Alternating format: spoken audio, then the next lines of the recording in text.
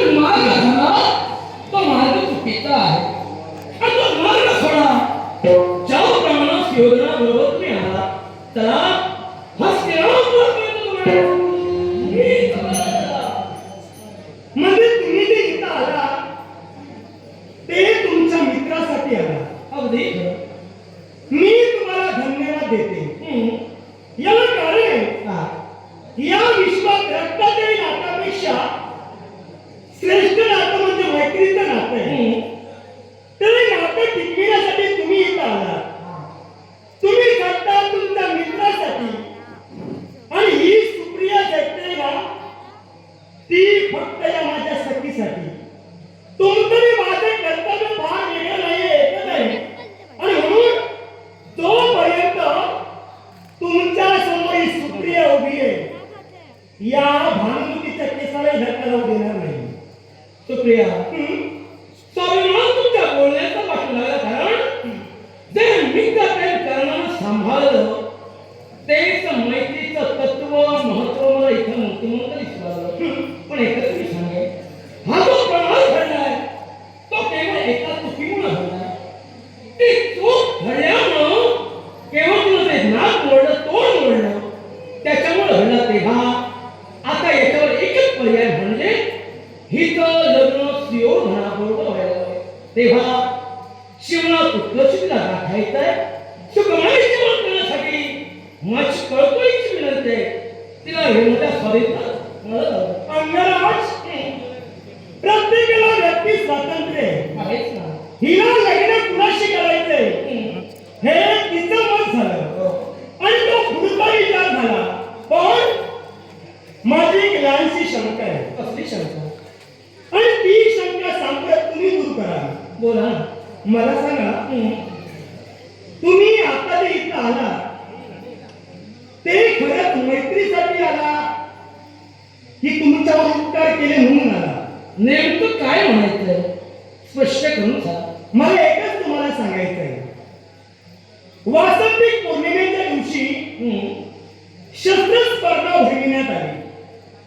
त्या स्पर्धेत तुम्ही सुद्धा उपस्थित होता, हो ना? पण त्या स्पर्धेत तुमचा अपमान केला गेला.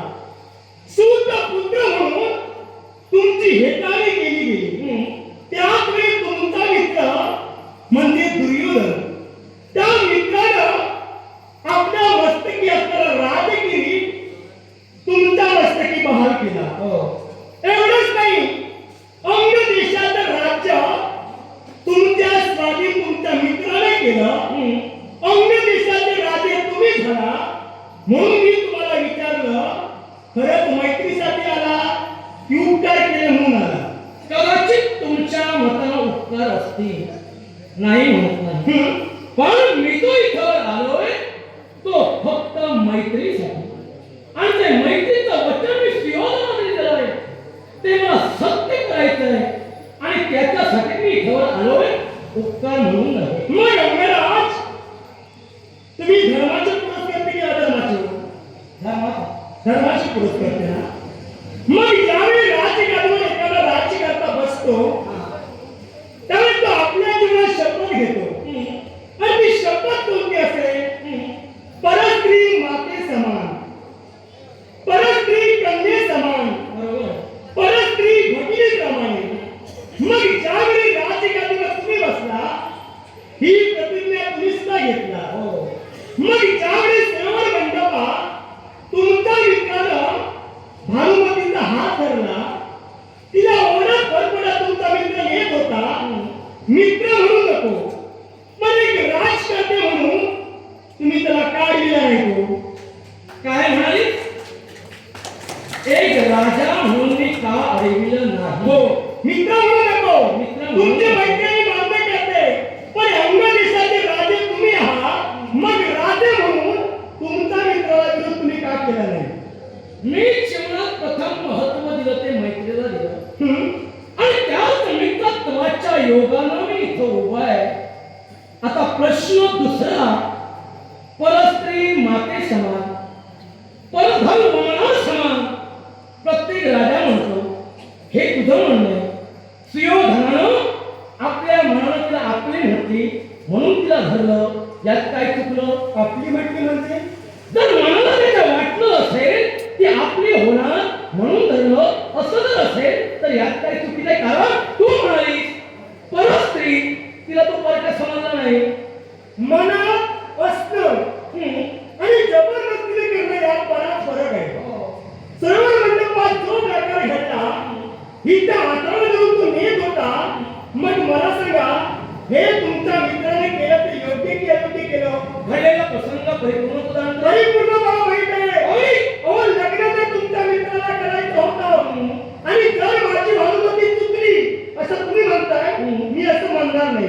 ती जर चुकली असेल, ती तर वरिष्ठ माणसं होती ना, बरोबर आहे. मग त्यांच्या जेव्हा न्याय तुम्ही का मागितला नाही? तसं न करता हिच्या हाताला धरून तुमचा मित्र नेत होता, हा हसण्यापुरता न्याय झाला का हो? हस्तिनापूरचा न्याय विचारलंस तू म्हणतेस तुझी मैत्रीण चुकली नाही तुझ्या मतानं. मग मी म्हणेन माझा मित्र चुकला नाही माझ्या मतानं. कारण जे तुला कृत्य केलं हे जर तुला मान्य नव्हतं, जर भर सभा मंडपात तिनं आपल्या बापासमोर सांगितलं असतं, केवळ मी त्यांचा अपमान केला नाही, सुयोधनासमोर मी तोंड निवडलं नाही, तर कदाचित तुझ्या म्हणण्यानुसार न्याय तसाही झाला असता. आता तू म्हणलीस सुयोधनानं हाताला धरलं, पहिल्यांदा क्रिया झाली तर नंतर प्रतिक्रिया झाली, तेव्हा राजा चंद्रवर्मा यांनी हस्तक्षेप जेव्हा केला तेव्हा ती गप्प करायली. म्हणजे तुम्हाला म्हणायचंय या चुकीची आहे. अर्थात हिने जर तेव्हा सांगितलं असतं तर हा युद्धाचा प्रभाव घडला घडलाच नसता. अहो ज्या ती चुकलीच नाही, तिच्यातून अपराध घडलाच नाही, तर ती सरोवर मंडपात काय सांगेल मी हे केलं नाही म्हणून? आणि दुसरी गोष्ट तुम्ही सांगताय त्या सरोवर मंडपात तिनं नाक मुरडलं. आता हे तुमच्या फक्त मित्रालाच माहित आहे. मी पाहिला होता का? मी कुठं म्हटलं? मग तुम्ही जर पाहिला नाही, मित्र सांगते तर तुम्ही सत्य मानताय, मित्र कशावरून खोटं बोलत नाही? तुझं म्हणणं बरोबर. मला सांग, तोंड तिनं मुरडलं नाही हे तू पाहिलंस? मी सुद्धा पाहिलं नाही. मग तू कशावर म्हणून हिचा बाजू नाही. मी जर पाहिलं असतं तर मी सांगितलं असतं भानगडी चुकली आहे. जेव्हा तुम्ही पाहिलंच नाही तर मी ही चुकीची कशी काय समजू? मग जशी तू मैत्रिणीला सांगतेस तिला चुकीचे म्हणत नाही, तसं मी माझ्या मित्राला चुकीचं म्हणणार नाही. कारण वीराची वीरश्री अपमान केल्याशिवाय कधी जागी होत नाही. अंगराज, तुमची योग्यता मी पूर्णपणे जाणते. मला तुमच्याशी वाद घालायचा नाहीये. तुम्ही झटता तुमच्या मित्रासाठी, या विश्वास मैत्रीसाठी नक्कीच झटावं. पण मैत्री कशाला म्हणतात? एखादा मित्र जर जीवनात चुकत असेल तर त्या दुसऱ्या मित्रानं त्या मित्राला सद्मार्गाकडे न्यायचं असतं. तुमचा मित्र चुकतोय, त्या मित्राला तुम्ही साथ देता, हा तुमचा सद्मार्ग झाला काय हो? माझंही म्हणणं तेच आहे. तुझी मैत्रीण चुकली, त्याला तू सहाय्य करते, हा तुमचा संदर्भ. हा, मी सहाय्य करत नाही. मग तू म्हणालीस ती चुकत नाही कशावरून? मी सांगते तू सांगितलं विश्वास तुमचा मित्रावरती आहे ना, एवढा विश्वास इथं माझ्यावरती आहे. तोच विश्वास. आणि म्हणून तो विश्वास धरून मी तुमच्याशी बोलते. आणि दुसरी गोष्ट मला सांगा, काय ते? हे जे कृत्य तुमच्या मित्राने केलं, हा. कदाचित मी त्याला दोष देणारच नाही. चांगली गोष्ट. दोष देणारच नाही नाही. नको. त्याला कारण काय? कशात होतं? खाण तशी माती, बीज तसं अंकुर. अहो, पेरावर कसं उगवतं हो. अहो, त्याच्या पूर्वजांनी जे केलं तेच तुमचा आता मित्र करतोय. या दोष तुमच्या मित्राचा तो काय हो? हे आधी बरं केलं. पूर्वजांनी केलं तर त्यांनी केलं, त्याची चूक नाही म्हटलं, हे आधी बरं केलं. आता पूर्वजांनी काय केलं हे सांग. सांगते ना. काशी नरेश राजा यांच्या कन्या अंबा, अंबिका आणि अंबालिका या तिन्ही कन्यांचं अपहरण पितामह भीष्मांनी केलं हो ना. पण अंबेचं जे प्रेम होतं ना ते राजे शालवा यांच्यावरती होतं. हे ज्यावेळी तिने कथन केलं त्यावेळी पितामह भीष्मांनी अंबेची मुक्तता केली, तिला शालवा यांच्याजवळ पाठवली. ती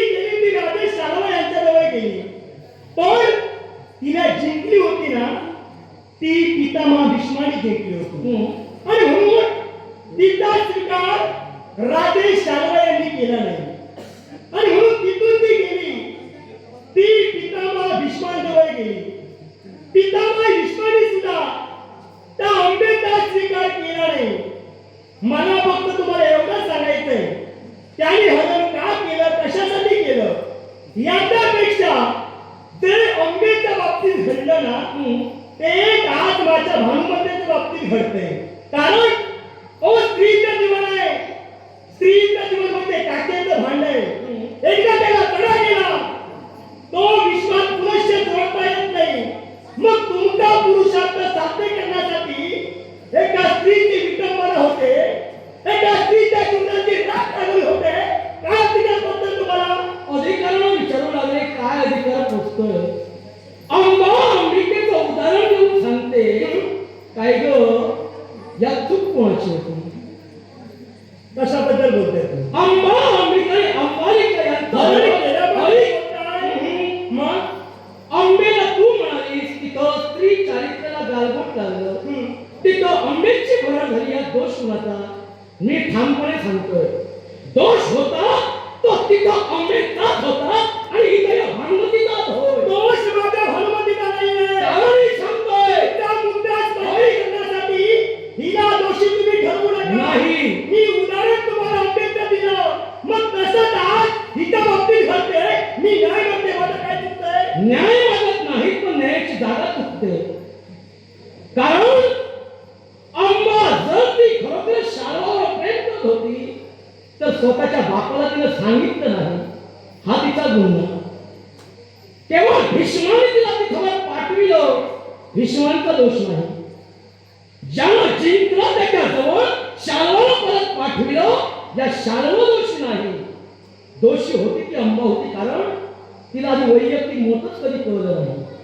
तिला जर वैयक्तिक मत कळलं असतं, स्वतःचा अधिकार कळला असता, तर भरल्या दरबारी जेव्हा बापानं स्वयंवर ठरविला तेव्हा आधी तिनं सांगितलं असतं, श्यामावर माझं प्रेम आहे, त्याच्यावर माझं लग्न लावा.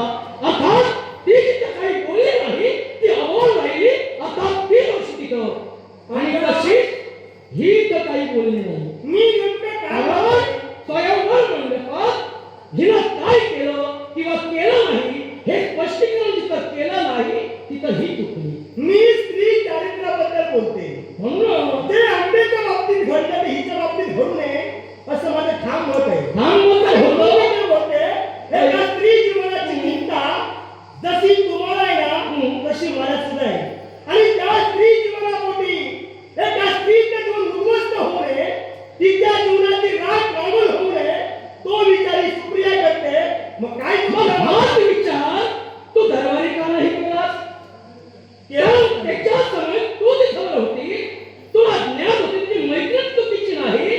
मग तुमचा बाप म्हणून तो राजा होता, त्याच्या समोर बोलण्याचा तुझा अधिकार होता. हो, न्याय मग तो अधिकार तू का वापरला नाही? न्याय कुणी मागावा? ही जर चुकलीच नाही तर न्याय कशासाठी मागावा? मग मला सांग, ही जर चुकली नाही तर तिच्यावर आरोप आला, मग तिने आरोप मान्य करायला हवा. हा मान्य करावा. मग ते मान्य करायच्या हातून चूक घडली, अगं, ती जीवनात चुकली नाही, तिने आरोप मान्य का करावा? मान्य करू नये ना. तिच्या पुढे जर तिच्यावर आरोप लागला तेव्हा शांत होती, तिचा बाप बोलत होता तेव्हा काही घडलं नाही. मग आता का?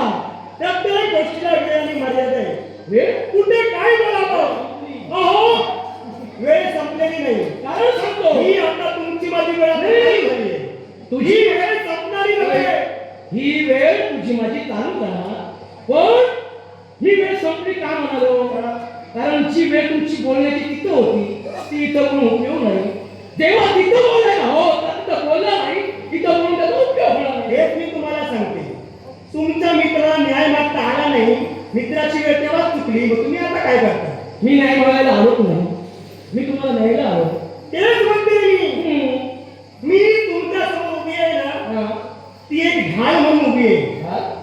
परवा काय जरी संकट माझ्या समोर आलं असेल, जीवनात वाटेल तो प्रसंग येऊ दे, ही जी साथ जी मी धरली आहे ना ती सोडण्यासाठी नाही ना.